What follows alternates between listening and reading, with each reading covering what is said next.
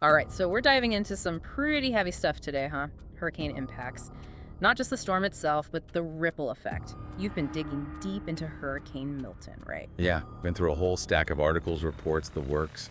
And you weren't kidding. The aftermath of these things, it's way more than just wind and rain. Yeah, that much is clear. Your notes were pretty intense, gotta say. But before we get into it, just a quick reminder for our listeners, we're not just doing a weather report here. Exactly. We're going past the surface, looking at the kind of domino effect these storms have. Exactly. So, Milton, Category 4 hurricane, that's already about as bad as it gets, right? Up there with the worst of them, yeah.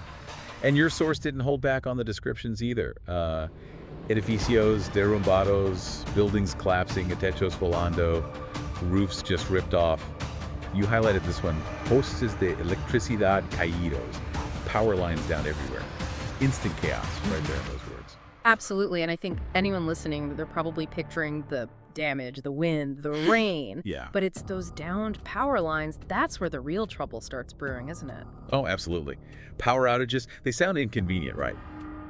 But when the source is talking about cascading failures in water systems, communication lines being down, even hospitals struggling to function. Right, it's not just the storm, it's everything shutting down because of the storm. Exactly.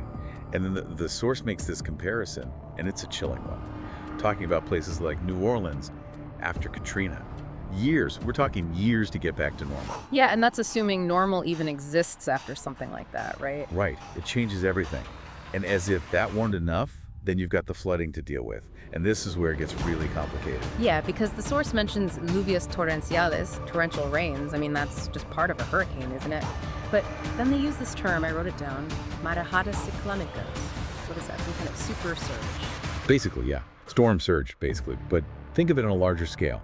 We're talking about the ocean being pushed inland, miles sometimes. Yeah. Places that never, ever expect floods. Suddenly they're underwater. And everything that comes with that, the contamination, the damage. It's almost like the danger just multiplies exponentially. Exactly. And then on top of all of that, you've got the increased risk of landslides. All that water saturating the soil. The source uses the term deslizamientos de tierra, and it just paints this picture of utter devastation. It's just, wow. It's one thing on top of another. Yeah, and you mentioned the human cost earlier, and I think that's where it really hits home. The source talks about familias atrapadas, families trapped in their homes needing rescue. That's terrifying, frankly. Absolutely. And it's not just the immediate danger, right? It's the long-term impact. Imagine you survived the storm, but you've lost everything. Your home, your belongings, your sense of security, your whole community is ripped apart. The source uses a phrase that really stuck with me. Comunidades quedaron devastadas. Communities left devastated. That's not just physical damage. That's talking about the soul of a place. Right. It's like, how do you even begin to put the pieces back together after something like that?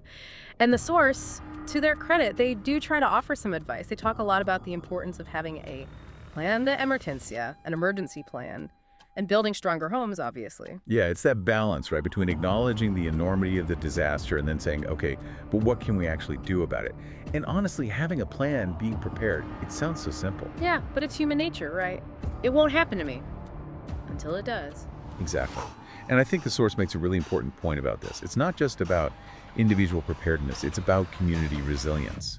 They talk about the role of organizaciones y voluntarios, organizations and volunteers in disaster response. It's about knowing your neighbors, knowing your community resources, and being prepared to help each other out. It's a powerful reminder that we're all in this together. So as we're wrapping up here, I keep coming back to this thought.